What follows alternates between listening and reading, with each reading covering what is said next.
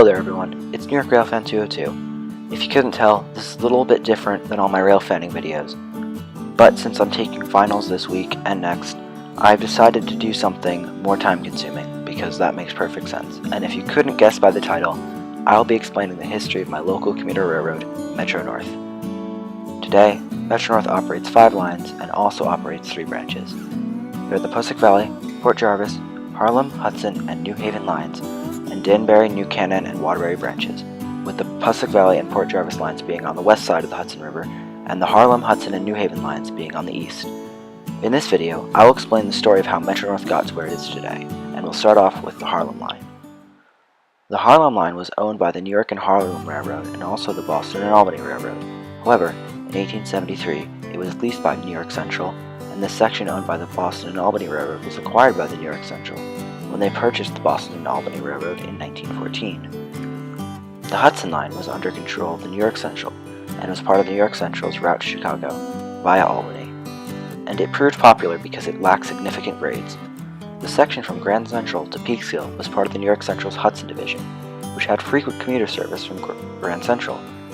Everything else on the way to Chicago was considered to be long-distance services, including Poughkeepsie, which is now the end of today's Hudson line. The New Haven line started service in the 1830s with horse-drawn carts and later upgraded to steam engines. The New Haven line and the Waterbury, New Canaan, and Danbury branches were operated by the New York and New Haven Railroad.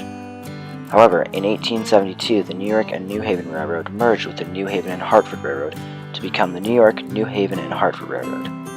The New York, New Haven, and Hartford Railroad soon became the biggest commuter and long-distance railroad in the U.S. Service on the west side of the Hudson River were part of the Erie Railroad. The Port Jarvis line was built in the 1850s to the 1860s and was part of Erie's main line from Jersey City to Buffalo. The Pussack Valley line was part of the New York and New Jersey Railroad, which merged with the Erie Railroad in 1960 to become the Erie-Lackawanna Railroad. After World War II, passenger service in the U.S. was starting to falter. As commuter services were historically unprofitable, they would always be the first to get affected. The New York Central had already suspended on its Upper Putnam division, and the Erie-Lackawanna Railroad was starting to make cuts to its commuter service. Since many New Yorkers still preferred the train as their means of commuting, the other lines had to be kept open. In 1965, Rockefeller and the Governor of Connecticut thought that commuter service on the New Haven line and its branches should be transferred to the New York Central to prevent the New Haven Railroad from going bankrupt. If the merger occurred, the proposed Metropolitan Commuter Authority, or the MCTA, and the existing Connecticut Department of Transportation, or CONDOT, would contract the New York Central to provide passenger services on the New Haven line. The New Haven Railroad would have to stop operating passenger services on the New Haven line if nothing was done.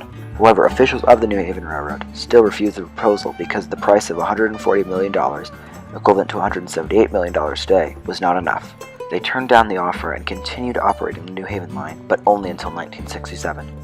In 1968, the New York Central and their rival the Pennsylvania Railroad followed the example of the Erie-Lackawanna Railroad and merged, taking the Hudson and Harlem lines into the newly formed Penn Central. In 1968, the bankrupt New Haven Railroad was also merged into Penn Central by the Interstate Commerce Commission, therefore bringing the New Haven line into the deal. However, in 1970, the merger failed, and Penn Central filed for bankruptcy. This was, at the time, the largest bankruptcy ever declared. Later that year, Rockefeller proposed that the state take over the Harlem, Hudson, and New Haven lines, and signed a $44 million bond to funding these lines. Following Rockefeller's proposal, the MTA, successor to the MCTA, and CONDOT, took over the New Haven line in 1971, and 1 year later, in 1972, the MTA gained control of the Harlem and Hudson lines. The commuter service, though, was still to be operated by Penn Central. In 1976, the MTA was given funding for their commuter routes, which also included the Long Island Railroad. The plan was for the railroad to be handed over to local and private operators soon. Around this time, many other northeastern railroads were following the Penn Central into bankruptcy, including the Erie-Lackawanna. In 1976, these northeastern railroads were formed into Conrail by the Interstate Commerce Commission. As Conrail dissolved Penn Central, it took over commuter service on the Harlem, Hudson, and New Haven lines. However, in 1981, President Ronald Reagan suggested that the struggling Conrail should not have to take the burden of commuter service, even with the state subsidies. Therefore, it was essential that state-owned agencies operate commuter services. In the following years, SEPTA, New Jersey Transit, and the MBTA took over the previous Conrail-operated commuter routes. In 1982, the MTA announced that it would take over the Harlem, Hudson, and New Haven lines if there was no additional operating cost involved. In 1983, the MTA formed Metro-North Railroad to operate these routes. Metro-North also took over the west of Hudson services previously operated by the Erie Lackawanna.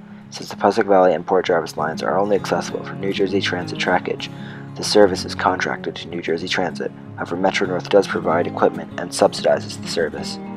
The early years of Metro-North were mostly spent improving and repairing the old system.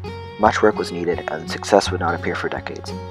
The service on the Harlem line north of Wessex was soon abandoned, leaving the area with no rail service. Metro-North invested in increasing electrification on the Harlem line by extending it from North White Plains to a new station just north of Brewster called Southeast. This was completed in 1984, and Metro-North also implemented cab signaling on all their lines in 1990. Metro-North finally achieved monetary success in 1995, and this leaves us with the Metro-North system that we know today. Metro-North's most successful year so far was in 2006, where 97.8% of trains arrived on time and 92% of riders were satisfied with the service.